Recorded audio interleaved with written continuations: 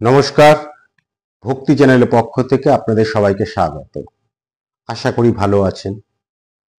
আজ রবিবার, আমরা প্রতি রবিবার শ্রীম বিরচিত শ্রী শ্রী রামকৃষ্ণ কথামৃত পাঠ করছি। আজকে আমাদের তৃতীয় পর্ব। এর আগের দুটি পর্ব আমরা করেছি এবং আমাদের ভালো লেগেছে। অনেকেই আমাদের সেই পর্ব শুনেছেন, আমাদের সঙ্গে থেকেছেন। আজকে আমরা ঠাকুরের সেই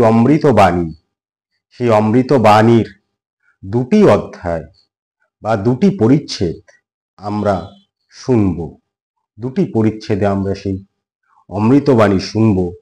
ঠাকুরের এই যে অমৃত বাণী, যেটি শ্রী শ্রী রামকৃষ্ণ কথামৃত নামে প্রসিদ্ধ, সেই গ্রন্থ তিনি যে কথা বলেছেন শ্রীমতা লিখে রেখেছিলেন এবং পরবর্তী সময়ে প্রকাশ করেছেন।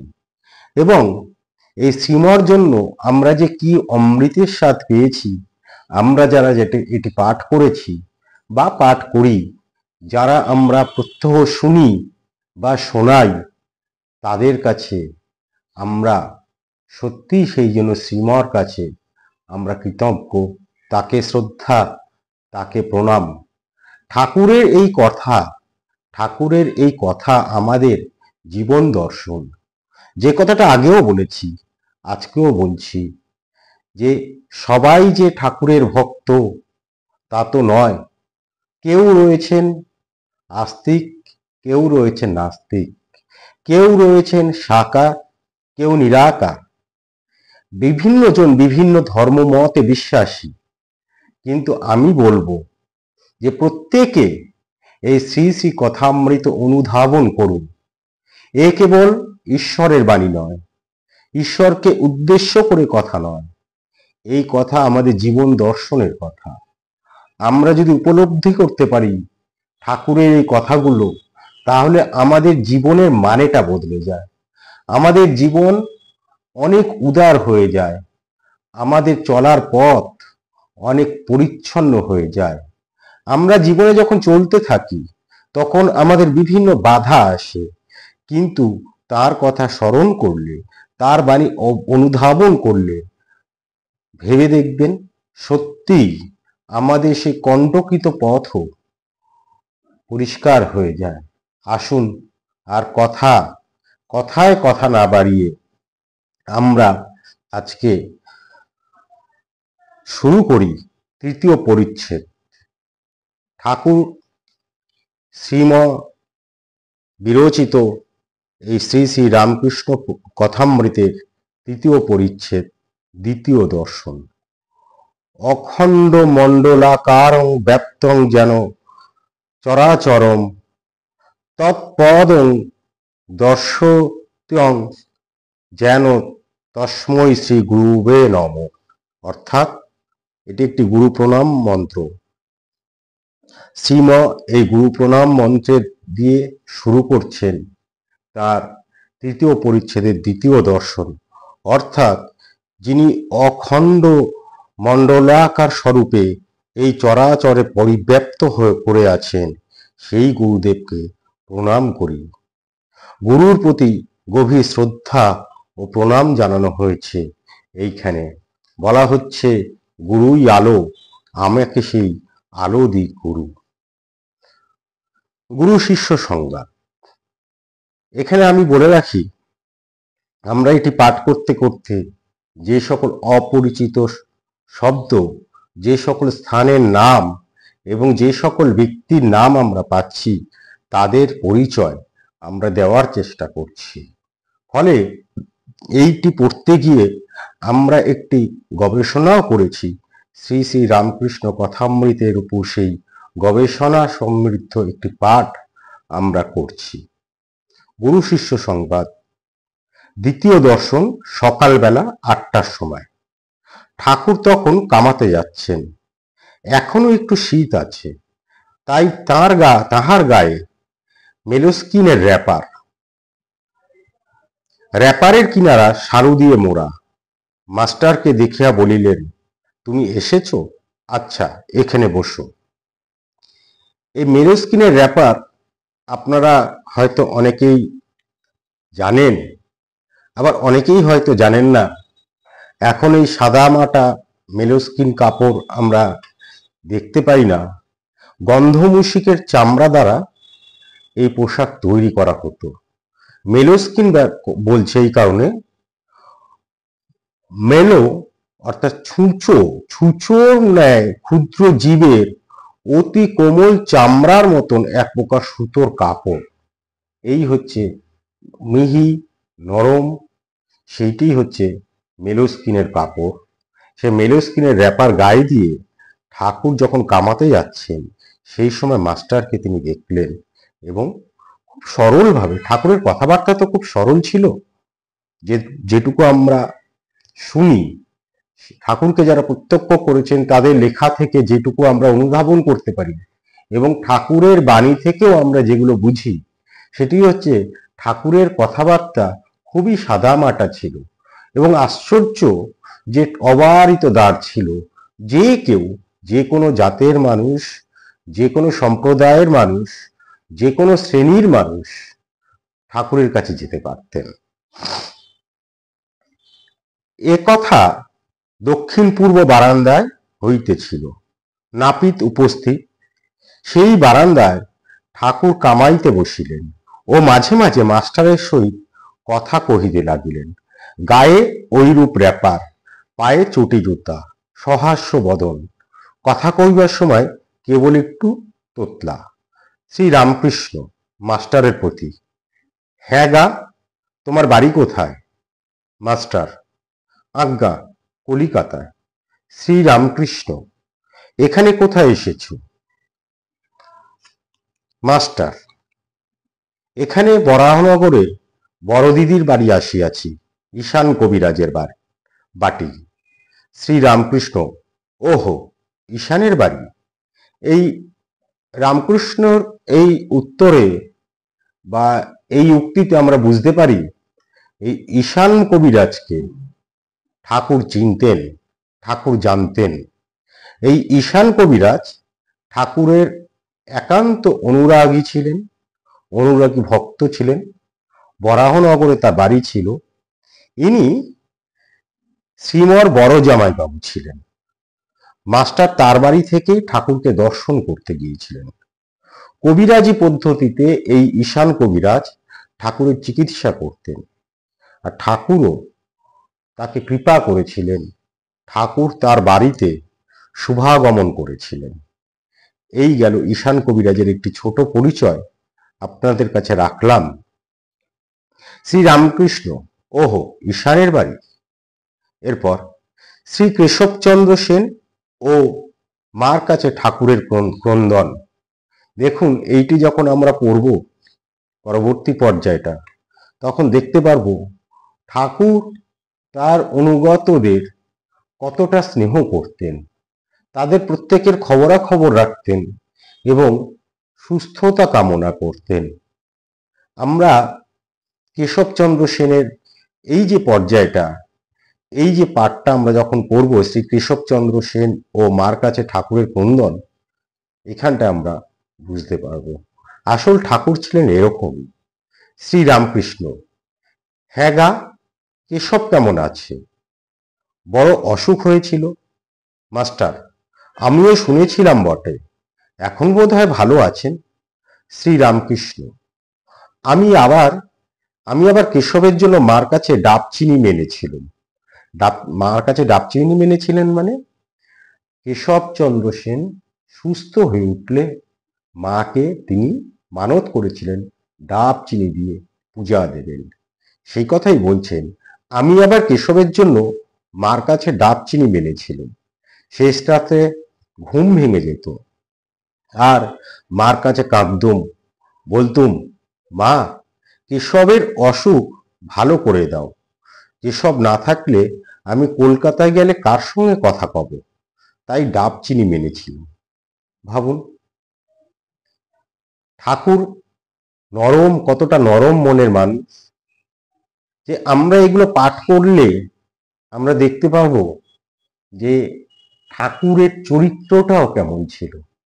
কতটা নরম মনের মানুষ হলে একজন ভক্তের জন্য তিনি মাঝরাত্রে ভোর রাত্রে তার ঘুম ভেঙে যায়, তিনি কেঁদে ফেলেন এবং মায়ের কাছে মানত পর্যন্ত করেন এবং প্রত্যেকের খবর ঠাকুর রাখতে চান।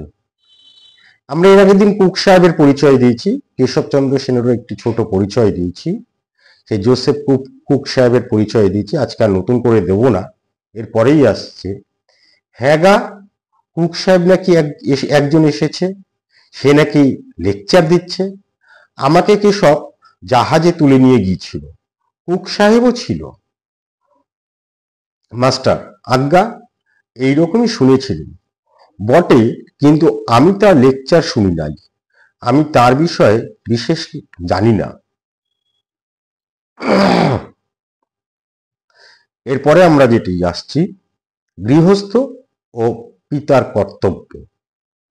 এইখানটায় আমরা পড়লে, পাঠ করলে, শুনলে আমরা বুঝতে পারবো রামকৃষ্ণ, ঠাকুর শ্রী রামকৃষ্ণ কতটা সচেতন ছিলেন একজন গৃহস্থ জীবনের প্রতি।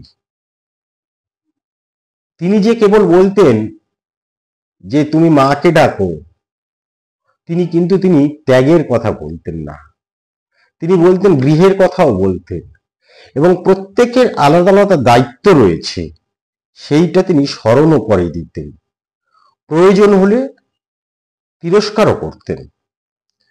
আমরা সেই তিরস্কারের জায়গাটা আমরা এবার দেখি। শ্রী রামকৃষ্ণ ঠাকুর বলছেন প্রতাপের ভাই এসেছিল। এইখানে প্রতাপের ভাই বলতে আমরা পরবর্তী সময় দেখব যে অনেক প্রতাপ নামধারী অনেক ব্যক্তিকে আমরা এই পাবো কথামৃতে, তাদের উপস্থিত লক্ষ্য করব, কিন্তু এখানে প্রতাপের ভাই বলতে যে কাকে বোঝানো হচ্ছে সেটি বোঝা যায়নি, ফলে তার বিস্তারিত সম্পর্কে কিছু বলতে পারছি না, আন্তরিকভাবে দুঃখিত এই জন্য। তা বলছেন প্রতাপের ভাই এসেছিল, এখানে কয়দিন ছিল, কাজকর্ম নাই, বলে আমি এখানে থাকব। শুনলাম মার ছেলে সব শ্বশুর বাড়িতে রেখেছে, অনেকগুলি ছেলে পুলে। আমি বকলুম, দেখো দেখি ছেলে পুলে হয়েছে, তাদের কি আবার ও পাড়ার লোক এসে খাওয়াবে দাওয়াবে, মানুষ করবে? লজ্জা করে না যে মার ছেলেদের আরেকজন খাওয়াচ্ছে আর তাদের শ্বশুর বাড়ি ফেলে রেখেছ? অনেক বকলুম আর কাজকর্ম খুঁজে নিতে বললুম, তবে এখান থেকে যেতে চায়। এই হচ্ছে ঠাকুর, তিনি তিরস্কারও করতে জানেন, আদরও করতে জানেন, তিনি কাছেও টেনে নিতে পারেন এবং দূরে সরিয়ে দেওয়ার অভিনয়টাও করতে পারেন। দূরে ঠাকুর কাউকে সরিয়ে দেননি, দিতেন না, এটি তার একটি আবরণ ছিল দূরে সরিয়ে দেওয়ার। তা ঠাকুর সে গৃহস্থকে সজাগ করে দিচ্ছেন এবং একজন গৃহস্থ পিতার কর্তব্য কেমন হওয়া উচিত এই গল্পের ছলে, এই বিভিন্ন ঘটনার ছলে ঠাকুর বলছেন। ঠাকুরের জীবন কাহিনী থেকে, ঠাকুরের বাণী থেকে, ঠাকুরের বিভিন্ন মুহূর্ত থেকে সেটি আমরা বুঝতে পারি। এবং যে কথাটা বলছিলাম যে জীবন দর্শন, জীবন বোধ তিনি পাল্টে দিতে পারেন, তার এই শ্রী শ্রী রামকৃষ্ণ কথামৃতের যদি আমরা অনুধাবন করি আমাদেরকে পাল্টে দিতে পারে। এরপর চতুর্থ পরিচ্ছেদের আমরা প্রবেশ করছি। অজ্ঞান তিমিরান্ধস্য জ্ঞানাঞ্জন শলাকায়া চক্ষুরিতলিতং যেন তস্মৈ শ্রী গুরুবে নম। এটিও একটি গুরু প্রণাম মন্ত্র। বলছেন যিনি অজ্ঞান অন্ধকারাচ্ছন্ন শিষ্যের জ্ঞানাঞ্জন শলাকা দিয়ে খুলে দেন, সেই শ্রী গুরুদেবকে প্রণাম। আমরা অজ্ঞান, ঠাকুর আমাদের জ্ঞান দিয়েছেন, ঠাকুর আমাদের চৈতন্য এনেছেন। ঠাকুরের এই কথা আমরা যদি শুনি, আমরা যদি অনুধাবন করি, এবং সত্যিই বাস্তবে আমরা প্রয়োগ করতে পারি। বারবার যে কথাটা বলেছি, এখনো বলছি, আমাদের জীবন পাল্টে যাবে, জীবন বোধ অন্যরকম হয়ে যাবে। আসুন এই গুরু প্রণামের মধ্যে দিয়ে তাকে, ঠাকুরকে প্রণাম জানিয়ে আমরা শুরু করছি চতুর্থ পরিচ্ছেদ। শ্রী রামকৃষ্ণ মাস্টারের প্রতি। তোমার কি বিবাহ হয়েছে? মাস্টার: আজ্ঞে হ্যাঁ। শ্রী রামকৃষ্ণ শিহরিয়া: ওরে রামলাল, যাহ, বিয়ে করে ফেলেছে। এই রামলাল সম্পর্কে একটু বলে নি। রামলাল ঠাকুরের মধ্যম অগ্রজ রামেশ্বর চট্টোপাধ্যায়ের জ্যেষ্ঠ পুত্র ছিলেন। ঠাকুর তাকে স্নেহ করে রাম নেলো বলে ডাকতেন, আর বেলুড় মঠে তিনি সকলের কাছে রামলাল দাদা বলে পরিচিত ছিলেন। যখন এই তার পিতা অর্থাৎ রামেশ্বর চট্টোপাধ্যায় যখন মারা যান, তারপর তিনি দক্ষিণেশ্বর যে কালীবাড়ি, সেখানে দেবী ভবতারিণী পুজোর দায়িত্ব পান এবং আমৃত্যু সেই দায়িত্ব পালন করেছিলেন। তিনি যে কেবল পূজারী ছিলেন তাই নয়, তিনি সুগায়কও ছিলেন। স্বয়ং ঠাকুরকে অনেকবার গান শুনিয়েছিলেন। আর ঠাকুর কাশীপুরের কল্পতরু দিবসে তাকে কৃপা করেছিলেন। রামলালের জীবনও ধন্য হয়ে গিয়েছিল ঠাকুরের এই কৃপা পেয়ে। তা সেই রামলালকে ঠাকুর উদ্দেশ্য করে বললেন, রসিক মানুষ ছিলেন ঠাকুর, আমরা প্রতি ছত্রে ছত্রে সেটি অনুভব করব। এবং কত দর্শন সমৃদ্ধ কথা, মানে দর্শন বলতে আমি এখানে ফিলোসফির কথা বলছি, সেই ফিলোসফিক্যাল কথাবার্তা ঠাকুর বলেছেন, সেগুলো আমরা শুনলে যে একজন অতি সাধারণ মানুষ কতটা অসাধারণ হলে এই ধরনের কথা বলতে পারেন। আর এই সাধারণভাবে থাকতেন বলেই আমাদেরকে তিনি, আমাদের মতন অতি ক্ষুদ্র সাধারণ মানুষকে তিনি কাছে টেনে নিতে পেরেছিলেন। ওরে রামলাল, যাহ, বিয়ে করে ফেলেছে। মাস্টার ঘোরতর অপরাধীর ন্যায় অবাক হইয়া অবনত মস্তকে চুপ করিয়া বসিয়া রইলেন। ভাবিতে লাগিলেন, বিয়ে করা কি এত দোষ? ঠাকুর আবার জিজ্ঞাসা করিলেন, তোমার কি ছেলে হয়েছে? এবার মাস্টারের তো এর আগে বলেছে যে রামলালকে যা বিয়ে করে ফেলেছে, এখন আবার বলছে ছেলে হয়েছে। এবার মাস্টার একটু বুক ডিপ ডিপ করছে, না জানি কি বলবে। ভয়ে ভয়ে বলিলেন, আজ্ঞে ছেলে হয়েছে। ঠাকুর আবার আক্ষেপ করিয়া বলিতেছেন, যা, ছেলে হয়ে গেছে। তিরস্কৃত হইয়া তিনি স্তব্ধ হইয়া রইলেন। অর্থাৎ মাস্টার ঠাকুরের কর্তৃক এই তিরস্কৃত হয়ে স্তব্ধ হয়ে রইলেন। তিনি কলকাতা শহর থেকে গিয়েছিলেন, বিদ্বান, লেখাপড়া জানা মানুষ, মাস্টারি করেন, ফলে তার মধ্যে একটা অহংকার বোধ কাজ করছিল যে আমি তো জ্ঞানী, আমি তো জানি, আমি এই ঠাকুরের কাছে গিয়ে কি আর শুনব। তাহার অহংকার চূর্ণ হইতে লাগিল। সেই অহংকার, তার যে জ্ঞানের অহংকার, তার যে জানার অহংকার, যার যে বিদ্যার অহংকার, সেইটি চূর্ণ হতে লাগলো। কিয়ৎক্ষণ পরে ঠাকুর শ্রী রামকৃষ্ণ আবার কৃপাদৃষ্টি করিয়া সস্নেহে বলিতে লাগিলেন, দেখো, তোমার লক্ষণ ভালো ছিল, আমি কপাল, চোখ এসব দেখলে বুঝতে পারি। আচ্ছা, তোমার পরিবার কেমন? বিদ্যাশক্তি না অবিদ্যাশক্তি? এরপর, জ্ঞান কাকে বলে? প্রতিমা পুজো। মাস্টার, আজ্ঞা ভালো, কিন্তু অজ্ঞান। শ্রী রামকৃষ্ণ মাস্টার তার স্ত্রী সম্পর্কে বললেন, ভালো কিন্তু অজ্ঞান। এই যে পর্যায়টা, এই পর্যায়ে আমরা দেখতে পারবো যে জ্ঞান কাকে বলে। এবং প্রতিমা পুজো নিয়ে যে বিভিন্ন সময় বিতর্ক দেখা দেয়, যে আমরা পুত্তলিকা পুজো, কেউ বলে পুত্তলিকা পুজো, কেউ বলে দেবী পূজা। কেউ বলছে পুতুলকে পুজো করছে, কেউ বলছে দেবীকে পুজো করছে, কেউ বলছে প্রাণ আছে, কেউ বলছে প্রাণ নেই। এই যে বিতর্ক, দেখবেন ঠাকুর কি সুন্দর সমাধান করে দিচ্ছে কয়েকটি কথার। আমরা এরপর সেই পর্যায়টি দেখব এবং আমরা জানতে পারবো এই যে একটি কঠিন বিষয় জ্ঞান, জ্ঞান কাকে বলে, এই নিয়ে যে বিতর্ক, সেই শুনে আসছি আমরা দীর্ঘদিন ধরে, দিনের পর দিন ধরে, যে আমি কি পড়ালেখা শিখলেই জ্ঞানী, সেই সেই জ্ঞান কাকে বলে তারও একটি সুন্দর সমাধান আমরা ঠাকুরের মুখ থেকে শুনতে পারবো এই পর্যায়ে। জ্ঞান কাকে বলে? প্রতিমা পূজা। তা মাস্টারকে যখন জানতে চাইলেন ঠাকুর যে স্ত্রীর কথা, তিনি জ্ঞানী না অজ্ঞানী, তিনি বিদ্যা না অবিদ্যা, তা মাস্টার বললেন এবং জানতে চাইলেন যে কেমন। তখন মাস্টার বললেন, আচ্ছা ভালো, কিন্তু অজ্ঞান।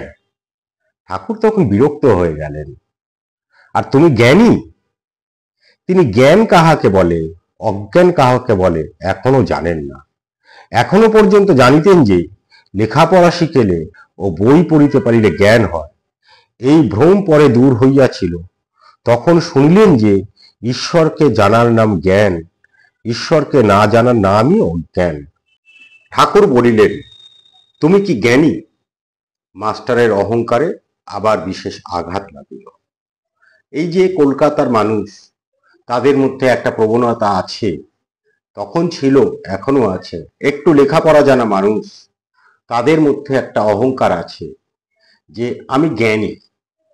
এই যে অহংবোধ, এই অহংবোধ বারবার আমাদেরকে আঘাত করে যখন প্রকৃত জ্ঞানীর সম্মুখীন হই আমরা। আর যখন আমরা দেখবেন আমি জ্ঞানী, এইটা বোঝানোর জন্য অহেতু বিতর্কের সৃষ্টি করতে চাই। মাস্টার কিন্তু ঠিক এই বিতর্কটাই করার চেষ্টা করেছেন, আমরা দেখব পরবর্তী সময়, এবং দেখব যে তার অহংকার, তার অহংবোধ কি করে চূর্ণ হচ্ছে সেই সাধারণের মধ্যে অসাধারণ ঠাকুরের কাছে। শ্রী রামকৃষ্ণ, আচ্ছা তোমার সাকারে বিশ্বাস না নিরাকারে? মাস্টার অবাক হইয়া স্বগত, অর্থাৎ ঠাকুর এরকম একটা প্রশ্ন করেছেন, এতে মাস্টার অবাক হলেন এবং অবাক হয়ে নিজের উদ্দেশ্যেই বললেন, সাকারে বিশ্বাস থাকিলে কি নিরাকারে বিশ্বাস হয়? ঈশ্বর যদি নিরাকার, এ বিশ্বাস থাকিলে ঈশ্বর সাকার, এ বিশ্বাস কি হইতে পারে? বিরুদ্ধ অবস্থা দুইটি কি সত্য হইতে পারে? সাদা জিনিস দুধ কি আবার কালো হতে পারে? নিজের প্রতি নিজে এই প্রশ্ন করছেন শ্রীম। মাস্টার, আজ্ঞা নিরাকার, আমার এইটি ভালো লাগে। দেখুন এরপরে আমরা দেখব এই যে সাকার নিরাকার নিয়ে দীর্ঘদিনের চলা বিতর্ক, এই বিতর্কের কি সুন্দরভাবে সমাধান করছেন ঠাকুর। তা বেশ, একটাতে বিশ্বাস থাকলেই হলো, নিরাকারে বিশ্বাস, তা তো ভালোই, তবে এ বুদ্ধি করো না যে এ কেবল সত্য আর সব মিথ্যা। এইটি যেন যে নিরাকার, এইটি যেন যে নিরাকারও সত্য আবার সাকারও সত্য, তোমার যেটি বিশ্বাস সেইটিই ধরে থাকবে। সত্যিই তাই, আমরা সেই ভুলটা করি যে আমার মতই শ্রেষ্ঠ আর অন্যান্য মত সবই ভুল। আমি সাকারে বিশ্বাস করি মানে যিনি নিরাকারে বিশ্বাস করেন তিনি ভুল, আর যিনি নিরাকারে বিশ্বাস করেন তিনি সাকারে ভুল, এটা কখনো হতে পারে না। ঠাকুর সেই কথাটাই বলছেন। আমরা যারা লেখাপড়া জেনেছি আমরা এই নিয়েই অহেতুক বিতর্ক করি। মাস্টার মাস্টার দুই সত্য এ কথা বারবার শুনিয়া অবাক হইয়া গেলেন। এ কথা তো তাহার পুঁথিগত বিদ্যার মধ্যে নাই। তাহার অহংকার তৃতীয়বার চূর্ণ হইতে লাগিল, কিন্তু এখনো সম্পূর্ণ হয় নাই। তাই আবার একটু তর্ক করিতে অগ্রসর হইলেন। আসল লেখাপড়া জানা মানুষ নিজেকে জ্ঞানী মনে করে, তাই একটু বিতর্ক উস্কে দিতে চান। মাস্টার: আচ্ছা, তিনি শাখা, এ বিশ্বাস যেন হলো, কিন্তু মাটির প্রতিমা তিনি তো নন। শ্রীরামকৃষ্ণ: মাটি কেন গো, চিন্ময়ী প্রতিমা। মাস্টার চিন্ময়ী প্রতিমা বুঝিতে পারিলেন না। আসল তার বিদ্যে তো সেই পুঁথিগত বিদ্যা।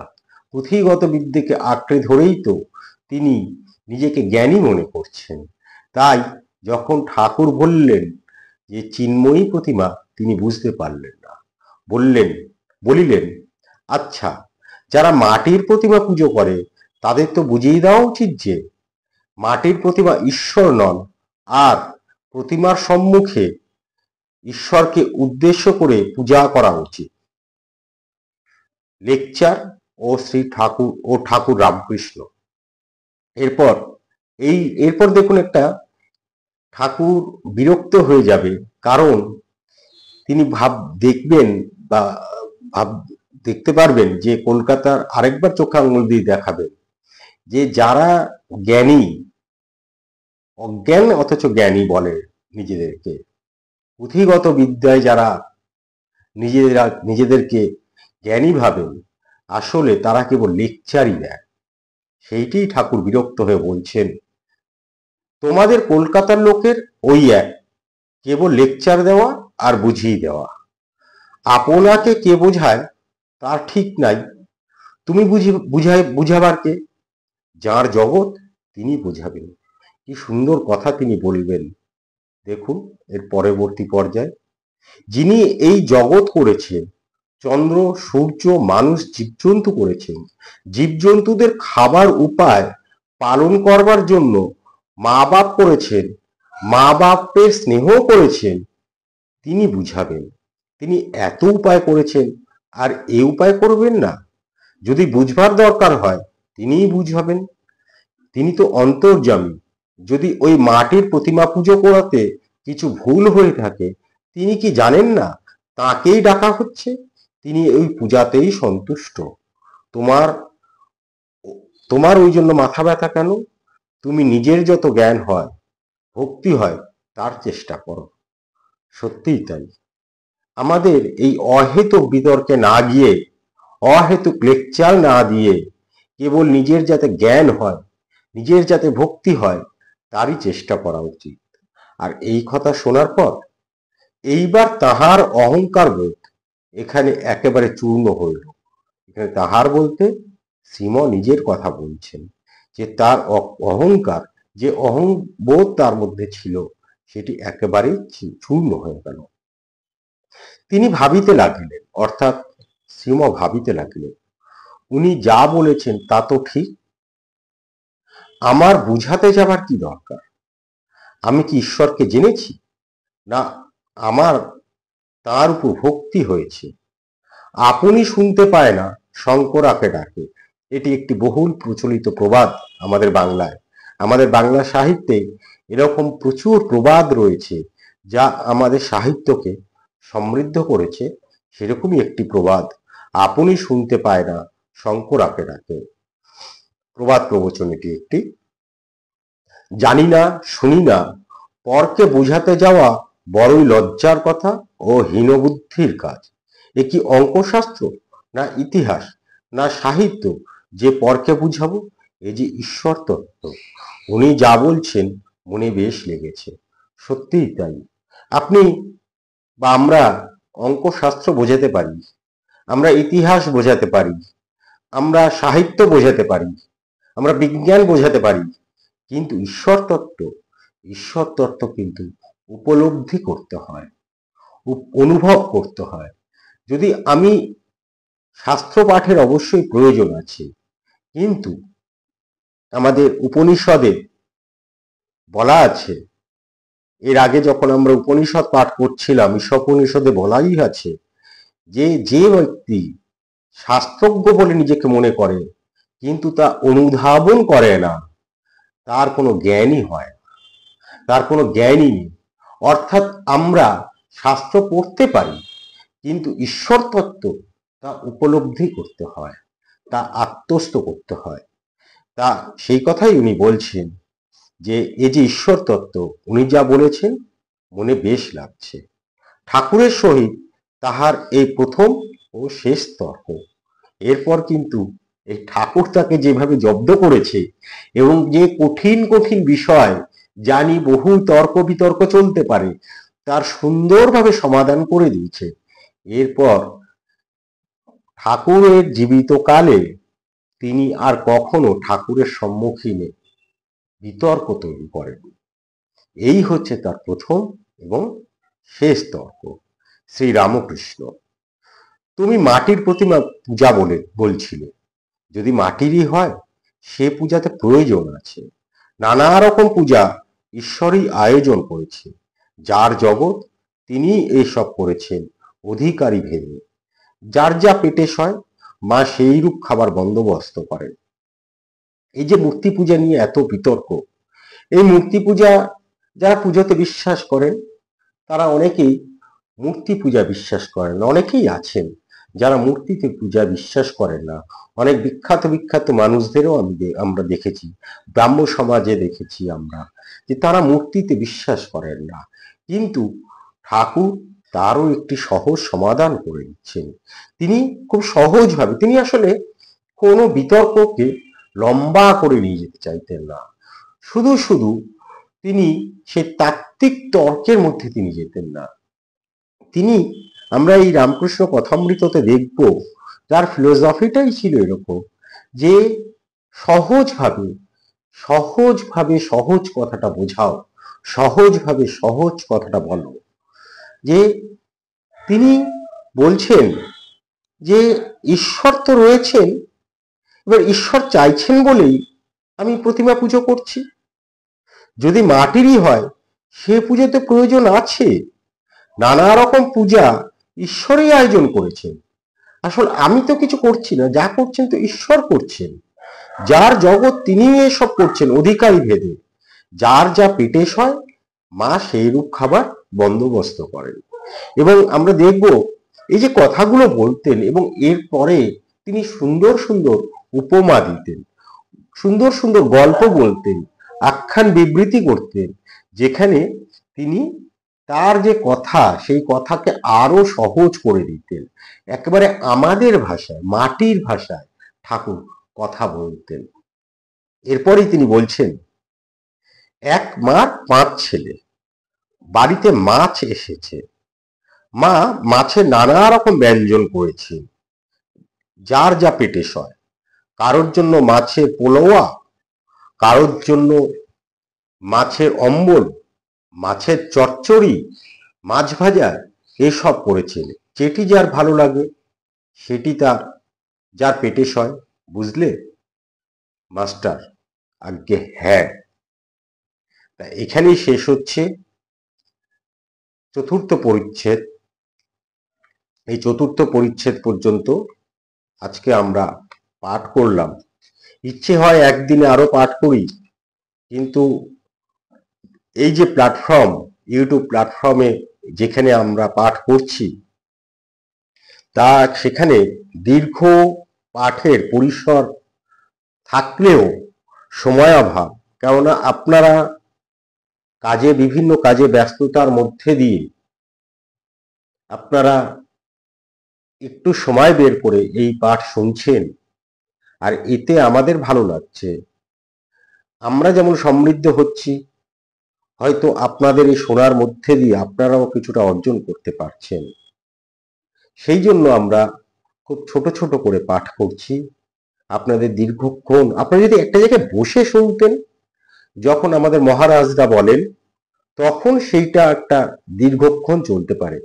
কিন্তু বাড়িতে বসে, অফিসে বসে, বিভিন্ন কাজের মধ্যে দিয়ে যখন আমাদের এগুলো শুনতে হয়, তখন আমরা, আমাদের মনোসংযোগে ব্যাঘাত ঘটে দীর্ঘক্ষণ যদি আমরা শোনার চেষ্টা করি। তাই আমরা ছোট ছোট করে এই পাঠ করছি। দীর্ঘায়িত না করার জন্য মাফ করবেন। আমরা আগামী রবিবার 5ম পরিচ্ছেদ থেকে শুরু করব। আশা করি ভালো লেগেছে। যদি ভালো লাগে অবশ্যই আমাদের চ্যানেলটি একটু সাবস্ক্রাইব করে দিন। যাতে আমরা অন্যান্য যে বিষয় নিয়ে আরো আলোচনা করছি, কথা বলছি, তা আপনারা খুব সহজেই নোটিফিকেশনের মাধ্যমে